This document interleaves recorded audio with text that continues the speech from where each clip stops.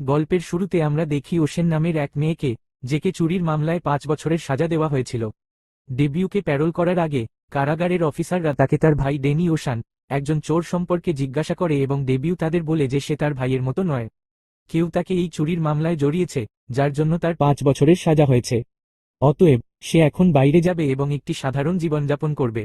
Jail থেকে বেরিয়ে আসার পর ডেবি একটি প্রসাধনী দোকানে যায় এবং গোপনে কিছু জিনিসের দামের ট্যাগগুলি সরিয়ে কাউন্টারে নিয়ে যায় এবং সেগুলি ফেরত দিতে বলে, যেটি সে গত সপ্তাহে কিনেছিল, যেখান থেকে আমরা বুঝতে পারি যে ডেবি একজন ভুট্টা শিল্পী যিনি তার কথায় লোকেদের প্রলুব্ধ করে প্রতারণা করেন। আপনার কথায় পাল্টা মেয়েকে প্রলুব্ধ করে কসমেটিক আইটেম ঠক করে একটা বড় হোটেলে যায়। সেখানে পৌঁছানোর পর সে এক দম্পতি কথা বলছে যাদের সেই সন্ধ্যায় ফ্লাইট আছে, কিন্তু তারা ভুলবশত হোটেলের রুম বেশি দিনের জন্য বুক করে রেখেছিল। তাই রিসেপশনিস্টের সাথে কথা বলে এবং তাদের রুম বাতিল করে তারা বিমানবন্দরের উদ্দেশ্যে রওনা দেয়।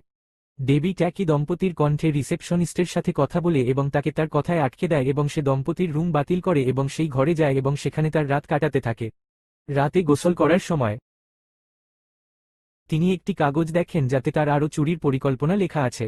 পরের দিন ডেবি তার ভাই ড্যানির কবর পরিদর্শন করে, যেখানে সে তার ভাইয়ের বন্ধুর সাথে দেখা করে যে তার ভবিষ্যৎ পরিকল্পনা সম্পর্কে তার সাথে কথা বলে।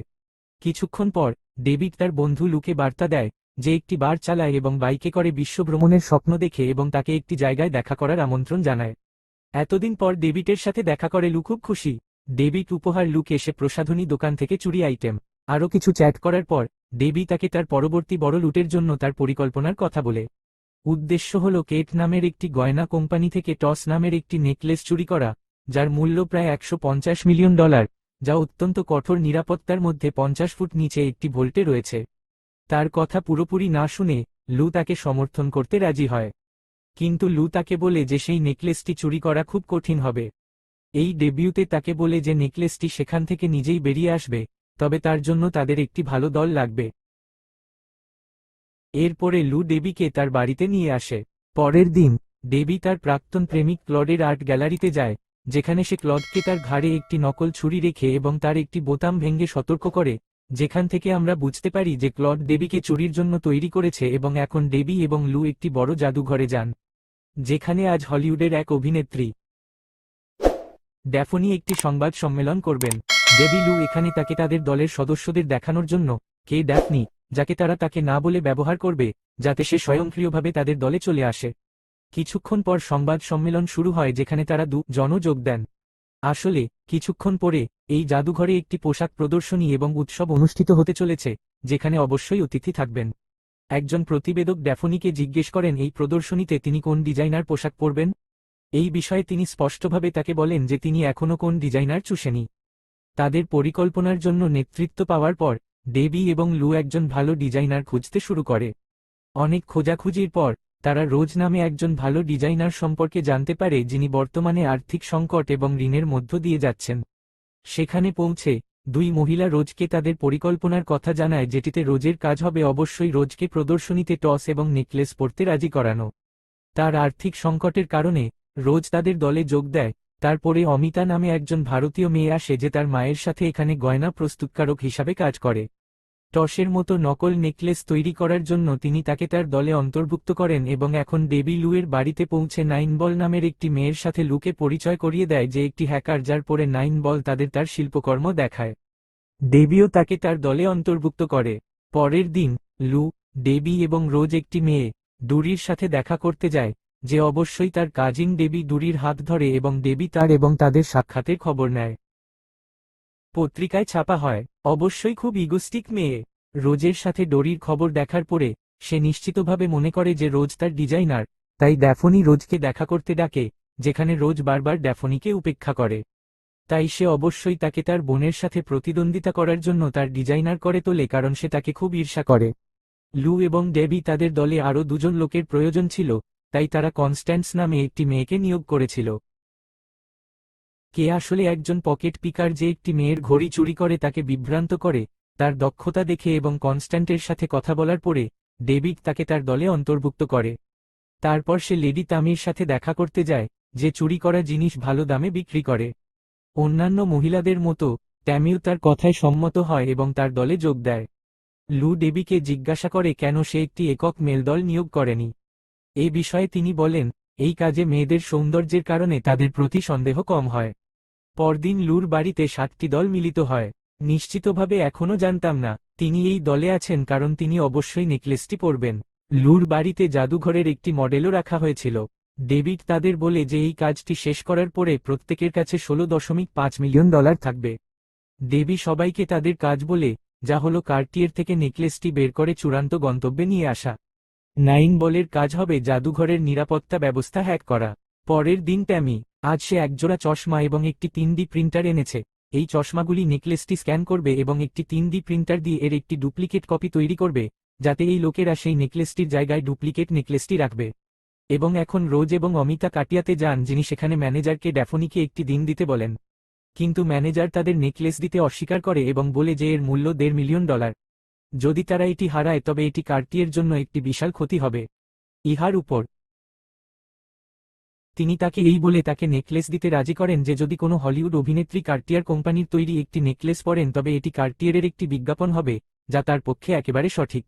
রোজ তাকে নেকলেসটি একবার দেখতে বলে, কারণ এটি দেখার পরেই সে নিশ্চিতভাবে পোশাকটি ডিজাইন করতে সক্ষম হবে। এবং যখন সে সেই নেকলেসটি দেখতে যায়, তখন রোজ তামির দেওয়া চশমাটি পরে এবং সেই নেকলেসটি স্ক্যান করা শুরু করে।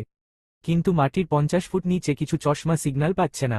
তাই রোজ ম্যানেজারের কাছে কিছু অজুহাত তৈরি করে এবং নেকলেসটি স্ক্যান করার জন্য নিচতলায় নিয়ে যায়, যাতে লু এর বাড়িতে বসে থাকা দলের বাকি সদস্যরা একটি 3D প্রিন্টার দিয়ে একটি ডুপ্লিকেট নেকলেস তৈরি করে।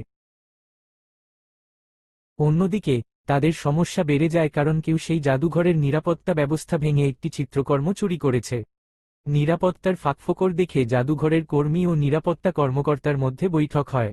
মিটিংয়ে কি ঘটছে তা শোনার জন্য 9 বল ক্লিনিং স্টাফ হিসাবে পোজ দেয় এবং সেখানে একটি মাইক ঠিক করে। যার পরে ডেবি এবং 9 বল দুজনেই তার কথা শোনার পর তারা অনুমান করে যে জাদুঘরের নিরাপত্তা ব্যবস্থা পরিবর্তন হতে চলেছে এবং এর কারণে তাদের পরিকল্পনাটিও আপডেট করতে হবে। এবং নতুন পরিকল্পনা অনুসারে তারা টয়লেটে আসল নেকলেস থেকে ডুপ্লিকেট নেকলেস পরিবর্তন করবে, কারণ তাছাড়া পুরো জাদুঘরে সব জায়গায় ক্যামেরা থাকবে। তাই ডেভিড 9 বলকে বলে যে তাকে টয়লেটের বাইরে ক্যামেরার একটি অন্ধ জায়গা তৈরি করতে হবে, যাতে কোনো ক্যামেরা টয়লেটের বাইরে নজর রাখতে না পারে, যাতে কনস্ট্যান্স নাকলসকে সেখান থেকে নিয়ে যেতে পারে এবং চুরির পরে অদৃশ্য হয়ে যায়। তারা শুধুমাত্র টয়লেটের বাইরে ক্যামেরা চেক করবে, তাই তাদের এখানে ব্লাইন্ড স্পট তৈরি করতে হবে। পরের দিন 9 বল জাদুঘরের নিরাপত্তা প্রধান পলের ল্যাপটপ হ্যাক করে তাকে একটি ইমেলে ক্লিক করার জন্য এবং তারপর নতুন নিরাপত্তা ব্যবস্থা ইনস্টল করার পরে পুরো জাদুঘরের নিরাপত্তা ক্যামেরা হ্যাক করে। তারপরে সে জাদুঘরের টয়লেটের বাইরে 2টি ক্যামেরা হ্যাক করে এবং প্রতিদিন একটু একটু করে সরিয়ে দেয়, সেখানে একটি অন্ধ জায়গা তৈরি করে। অন্যদিকে টমি বোগ এর সমন্বয়কারী পদের জন্য সাক্ষাৎকার দিতে যায়, যে সংস্থাটি জাদুঘরে মেট গালা প্রদর্শনীর পরিচালনার তত্ত্বাবধান করে। সাক্ষাৎকারটি সাফ করার পরে ট্যামি তার চশমা সহ বোগে উপস্থিত জাদুঘরের বসার ব্যবস্থার মানচিত্রটি স্ক্যান করে এবং ডেভিডে পাঠায়। প্রদর্শনী থেকে অবশ্যই একসঙ্গে বসবেন তা এখনও ঠিক করেনি ভোগ, তাই ডেবির পরামর্শ অনুযায়ী ট্যামি এতে ডেবির প্রাক্তন প্রেমিক ক্লথের নাম যোগ করে। এখানে ট্যামি ডেভিডকে জিজ্ঞেস করে কেন আপনি এতে কাপড়ের নাম যোগ করেছেন। এই বিষয়ে ডেভিড বলে যে সে ক্লডের কাছ থেকে প্রতিশোধ নিতে চায়, কারণ 10 বছর আগে যখন তারা একসাথে কাজ করত, কারণ তিনি একটি সম্পর্কে এসেছিলেন। দুজনেই প্যান্ট বিক্রি করে টাকা আদায় করত, কিন্তু একদিন তাকে টাকা দিয়ে প্রলুব্ধ করে একটি কাগজে সই করিয়ে দেওয়ার পর সে নিজেই প্যান্টটি চুরি করে এবং এর জন্য আমাকে দায়ী করে, যার কারণে আমি 5 বছর জেল খেটেছি এবং সেই 5 বছরেই সে তার মাস্টার মাইন্ড দিয়ে এই চুরির পুরো পরিকল্পনা তৈরি করেছিল। পরের দিন ট্যামি ভোগ বলছি, প্রদর্শনীর ক্যাটারিং পরিষেবার খাবারটি দুর্দান্ত নয়, তাই তাদের একজন পুষ্টিবিদ প্রয়োজন যিনি সেলিব্রিটিদের জন্য উপযোগী খাবার তৈরি করতে পারেন, যার জন্য তামি ভঙ্ককে লু এর নাম প্রস্তাব করেন, যা দেখে তিনি অবাক হন। বসার ব্যবস্থায় ক্লডের নাম দেখে লুক ডেভিডকে তা করতে নিষেধ করেন, কারণ এটি তার জন্য বিপজ্জনক হবে। এই ডেবিউতে তাকে বলে যে সবকিছু তার মতে হবে। মেট গালা অর্থাৎ প্রদর্শনীর একদিন আগে কোম্পানি অবশ্যই খুব কড়া নিরাপত্তার মধ্যে টস এন্ডলেস নিয়ে আসে। সে অবশ্যই কিছু সময়ের জন্য নেকলেসটির দিকে তাকিয়ে থাকে। রোজ যখন ড্যাফোনিকে নেকলেসের উপর রেখে এটি খুলে ফেলার চেষ্টা করে, তখন সে আবিষ্কার করে যে নেকলেসটি শুধুমাত্র একটি ভিন্ন ধরনের চুম্বক দিয়ে খুলবে। অর্থ, এই চুম্বকটি এই নেকলেসটি খোলার চাবিকাঠি, যার মধ্যে রোজ একটি ভিডিও তৈরি করে এবং তার দলকে দেখায়। এটা দেখে সেখানে উপস্থিত সকলের মাথা ঘুরে যায়, কারণ তারা এ নিয়ে চিন্তাও করেননি। এই সময় 9 বল তার বোনকে ডেকে এ বিষয়ে জানায়, যেখানে রোজের বোন সেই ভিডিওটি বুঝতে পেরে ভগাঙ্কুরটি খোলার জন্য একই রকম চুম্বক তৈরি করে, যার পরে পুরো দল লেকার জাদুঘরে তার পরিকল্পনা বাস্তবায়নের জন্য চলে যায়। প্রদর্শনী শুরু হওয়ার সাথে সাথে ডেফিনিলি রোজ এবং ক্লদ $150 মিলিয়ন মূল্যের একটি নেকলেস পরা অনুষ্ঠানে উপস্থিত হন, যা দেখে সেখানে উপস্থিত সবাই কেবল ড্যাফনের পরা নেকলেসটির দিকে মনোনিবেশ করে। হলিউড যুগের অনেক বড় বড় সেলিব্রিটিও সেই অনুষ্ঠানে আসেন। জাদুঘরের ভিতরে দামি গহনাও আমাদের স্ট্যাটাসে পড়া হয়। নাইন বল জাদুঘরের বাইরে একটি ভ্যানে বসে পুরো জাদুঘরের দিকে নজর রাখছিলেন। এছাড়াও ডেভিড একটি জাল নামে ইভেন্টে প্রবেশ করে। আশেপাশে অবশ্যই দুজন নিরাপত্তারক্ষী রয়েছেন যারা সর্বদা নেকলেসটির যত্ন নিচ্ছেন, যা গার্ডিয়ার কোম্পানি নিজেই সেনাকর্মীদের কাছ থেকে সাজিয়েছে। তার সাথে ডেভিও তার যত্ন নিচ্ছিল। তারপরে শুরু হয় রাতের খাবার। কনস্ট্যান্ট সেখানে ওয়েটার হিসাবে কাজ করছে এবং লোকেরা সেলিব্রিটিদের জন্য খাবার তৈরি করছে এমন একজন ক্যাটারার হিসাবে কাজ করছে। ডেফিনিলিতে খাবার নেওয়ার আগে লু তার থালায় কিছু যোগ করে। অবশ্যই সেই থালা খায়। কিছুক্ষণ পর তার বমি শুরু হয়। এটি দেখে ট্যামি সেখানে সবাইকে এই সম্পর্কে জানায়, যার কারণে ডেবি ইতিমধ্যেই টয়লেটের বাইরে এবং কনস্ট্যান্টের টয়লেটে পৌঁছে যায়। বমি করার সাথে সাথে সে অবশ্যই টয়লেটের দিকে যেতে শুরু করে এবং তার পিছনে নেকলেসটি পাহারা দেওয়ার সময় তার প্রহরীরা ডেবিট কার্ডগুলিকে মহিলা টয়লেটের ভিতরে যেতে বাধা দেয়। ডেফিনিটলি টয়লেটের ভিতরে যাওয়ার সাথে সাথেই সে মানিব্যাগ কুড়াতে শুরু করে, তাকে সাহায্য করার ভান করে। কনস্ট্যান্ট চুম্বকের সাহায্যে গোপনে ডেফিনিটলির পরা নেকলেসটি বের করে নেয়। বাইরে যখন ওয়েটার টেবিল থেকে প্লেটটি তামির আদেশ অনুসারে রান্নাঘরে নিয়ে যাচ্ছে, তখন ডেবি তাকে টয়লেটের বাইরের অন্ধস্থানের দিকে ঠেলে দেয়, যাতে কনস্ট্যান্স টয়লেট থেকে বের হয়ে আসার সময় তার প্লেটটি ধরতে পারে নেকলেস এবং রান্নাঘরে যায়। প্রহরীরা যখন তাদের কথাবার্তায় ব্যস্ত, অমিতা রান্নাঘরে থালা ধোয়ার কাজ করছে এবং ওয়েটারের প্লেটগুলি নেওয়ার সাথে সাথে সে নেকলেসটি বের করে টয়লেটে যায়, যেখানে সে নেকলেসটি খুলে টুকরো টুকরো করার ব্যবস্থা করেছিল। অন্যদিকে ডেফিনি যখন নেকলেস ছাড়াই টয়লেট থেকে বেরিয়ে আসে, তখন রক্ষীরা হতবাক হয়ে যায়, যার কারণে গার্ডরা পুরো টয়লেটে নেকলেসটি পরীক্ষা করতে শুরু করে এবং ডেফিনিকে জিজ্ঞাসাবাদ শুরু করে। কিন্তু সে তাদের বলে যে সে নেকলেস সম্পর্কে কিছুই জানে না। কাছাকাছি দাঁড়িয়ে থাকা মেঘও তাকে এটি দেয়। এরপরে সেখানে উপস্থিত রক্ষীরা সমস্ত অতিথিকে এক জায়গায় ডেকে তাদের পরীক্ষা করা শুরু করে। ঠিক তখনই একজন প্রহরী রান্নাঘরে এসে তল্লাশি শুরু করে। তারপর তার চোখ পড়ে রান্নাঘরের তালাবদ্ধ টয়লেটে এবং টয়লেট দেখার সাথে সাথে নাইন বল তামিকে একটি সংকেত দেয়, যার কারণে টমি তার ডুপ্লিকেট নেকলেসটি তার কাছে রাখে, জল থেকে বের করে এবং কেটে দেয় এবং বলে, রক্ষীদের গলার হার পাওয়া গেছে। নেকলেস খুঁজে পাওয়ার খবর শুনে রান্নাঘরে উপস্থিত প্রহরী সেখান থেকে চলে যায়, যেখানে অমিতা নেকলেসটি টুকরো টুকরো করে কনস্ট্যান্সকে দেয় এবং নাইন বলও তার পোশাক পরিবর্তন করে পার্টিতে আসে এবং কনস্ট্যান্স তার পুরো দলকে একের পর এক নেকলেস দেয় এবং এখন সে অবশ্যই নকল নেকলেসটি পরেছিল। ইভেন্ট ছাড়ার আগে ডেভিড ক্লাউডের সাথে ধাক্কা খায়, তাকে দুঃখিত বলে এবং সেখান থেকে চলে যায়। ইভেন্ট শেষ হওয়ার সাথে সাথে পুরো দল আনন্দের সাথে ইভেন্ট থেকে বেরিয়ে আসে। ইভেন্টের পরে নকল নেকলেসটি ভোল্টে আনা হলে ম্যানেজার তা পরীক্ষা করা শুরু করেন। চেক করার সাথে সাথে সে ঘাবড়ে যায়। এরপরে তিনি বীমা কোম্পানির তদন্তকারী জনকে ফোন করেন, যিনি সেখানে আসার সাথে সাথে দুই প্রহরীকে জিজ্ঞাসাবাদ করেন এবং জাদুঘরের টয়লেটের ড্রেনেজ পরীক্ষা করা শুরু করেন। কিন্তু সে সেখানে কিছু খুঁজে পায় না, যার পরে সে নিশ্চিতভাবে জিজ্ঞাসা করে। এতে সে তাকে বলে যে সে এ বিষয়ে কিছুই জানে না, কারণ নেকলেসটি টয়লেট পর্যন্ত তার কাছে ছিল, কিন্তু যখন সে বমি করেছিল তারপরে তার কিছুই মনে নেই। সিসিটিভি ফুটেজ দেখা গেছে, জন ভোটার টয়লেট থেকে ব্লাইন্ড স্পট দিয়ে বেরিয়ে এসেছেন। এরপর তিনি ভোটারকে প্রশ্নও করেন। এতে ওয়েটার তার কাছে ক্ষমা চেয়ে বলে যে আমি তখন মাদক সেবন করছিলাম, তাই তিনিও এ বিষয়ে কিছু জানতেন না। এখন আমাদের সব মেয়ে দেখানো হলো, যারা লুর বাড়িতে জড়ো হয়েছে। ঠিক তখনই নিশ্চিতভাবে সেখানে আসে এবং তারা এটি দেখে হতবাক হয়, কিন্তু লু এবং ডেভিড তাদের বলে যে অবশ্যই এটি সম্পর্কে সবকিছু জানে। তিনি রোজের ভিডিও এবং কনস্ট্যান্টের তার নেকলেস অপসারণের বিষয়ে সবকিছু জানেন এবং এটি তাকে তাদের দলে নিয়ে আসে, কারণ সে চাইলে জনকে তাদের সম্পর্কে বলতে পারত। এই নিয়ে সবাই বলে এই মামলা বন্ধ করতে হলে কাউকে সন্দেহভাজন করে ফাঁসিয়ে দিতে হবে। ডেভিড এতে খুশি হয় এবং ক্লথের নাম বলে, কারণ ইভেন্ট থেকে বেরিয়ে যাওয়ার সময় সে ক্লথের সাথে ধাক্কা খেয়েছিল। তার কোটে এক টুকরো নেকলেস রাখা হয়েছিল, যার কারণে সে তদন্তে অভিযুক্ত হবে এবং আমাদের পরিকল্পনা পুরোপুরি সফল হবে।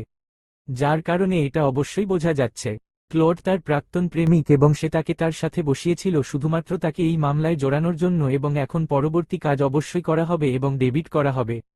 পরের দিন ট্যামি এবং ডেবি চুরি হওয়া নেকলেসের টুকরো বিক্রি করার জন্য কিছু বৃদ্ধ মহিলাকে ভাড়া করে, যারা তারপরে বিভিন্ন দোকানে গিয়ে চুরি করা জিনিসগুলি বেআইনিভাবে বিক্রি করে। জনের সাথে দেখা করতে যায়। জনও সন্দেহজনক কারণ সে তার ভাই এবং বাবাকে জানে যারা আসলে বড় চোর, কারণ সে তাদের অনেকবার ধরেছে। তবে জনের মতে ডেভিডটি সন্দেহজনক নয়, কারণ ডেভিডটি অবশ্যই সিসিটিভি ক্যামেরায় নেই, যদিও জন জানেন যে তিনিই নেকলেসটি চুরি করেছিলেন। এই ডেভিউ তাকে বলে যে সে তাকে আসল চোর সম্পর্কে বলতে পারে, যার নেকলেসের মাত্র 10% শেয়ার রয়েছে, এবং আপনি তার উপর সমস্ত দোষ চাপাতে পারেন। তাকে ডেবিট কার্ডে ক্লডের ছবি দেখায়। জন বুঝতে পারে যে ডেবি তার নাম প্রকাশ করেছে শুধুমাত্র ক্লডকে ফাঁসানোর জন্য, কারণ সেও তাকে একইভাবে ফাঁদে ফেলেছিল। জন তার কাছে প্রমাণ চেয়েছেন কারণ তাকে যত তাড়াতাড়ি সম্ভব মামলাটি বন্ধ করতে হবে। এই ডেবিউতে তাকে বলে যে সে তাকে কিছু সময়ের মধ্যে প্রমাণ পাঠাবে। সেই রাতেই, পরিকল্পনা অনুযায়ী, সে অবশ্যই তাকে তার বিছানায় বেঁধে তার স্যুট খুঁজতে শুরু করে, যেখানে ডেবি ইভেন্ট শেষ হওয়ার আগে নেকলেসের একটি টুকরো ঢুকিয়েছিলেন। ডেবি স্যুটটি খুঁজে পায়, যার ফটো ডিফাইন ক্লিক করে ডেবিকে পাঠায় এবং ডেবি জনকে প্রমাণ হিসাবে ফটোটি পাঠায়, যিনি মামলাটি বন্ধ করতে পারেন এবং ক্লথকে জেলে রাখতে পারেন। তিনি একই বৃদ্ধ মহিলার কাছ থেকে ক্লোথের ব্যাংক অ্যাকাউন্টে প্রচুর পরিমাণে অর্থ জমা পান, যাদের কাছে তিনি নেকলেসের টুকরো বিক্রি করেছিলেন, যা আরও নিশ্চিত করে যে ক্লোথ জেলে যাবে। ক্লদকে কঠোর জিজ্ঞাসাবাদের পরে তাকে শাস্তি দেওয়া হয়। তারপরে সমস্ত মহিলা একসাথে পার্টি করছে, যেখানে ডেভিড তাদের সবাইকে প্রকাশ করে এবং বলে যে এখন সবাই $6.5 মিলিয়ন বেশি পাবে। এই কথা শুনে সবার হুঁশ উড়ে যায়, কারণ তিনি 3D প্রিন্টারের সাহায্যে জাদুঘরের সমস্ত মূর্তির গহনা পরিবর্তন করেছিলেন এবং অনুষ্ঠানের দিনই তিনি এই কাজটি করেছিলেন।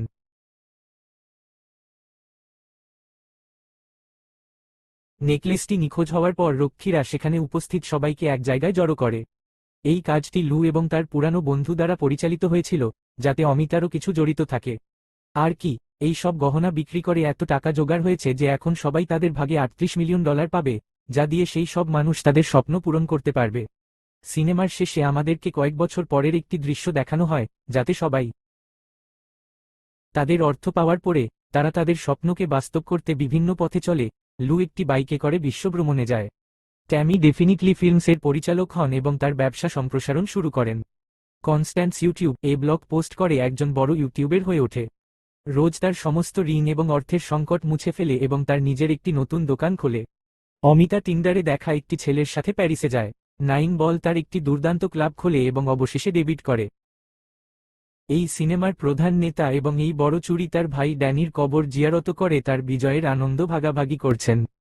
এই পুরো মুভিতে ডেবি তার বিপজ্জনক এবং শনাক্তযোগ্য পরিকল্পনার সাথে 7টি মেয়ের সাথে বিশ্বের সবচেয়ে বড় চুরি করে, যেটি সে 5 বছর জেলে ছিল, এবং এই চুরিতে সে একটু বেশি ঝুঁকি নেয় এবং তারা মূর্তির সমস্ত গহনা চুরি করে বিক্রি করে, যার সাহায্যে তারা তাদের স্বপ্ন এবং ইচ্ছা পূরণ করতে পারে।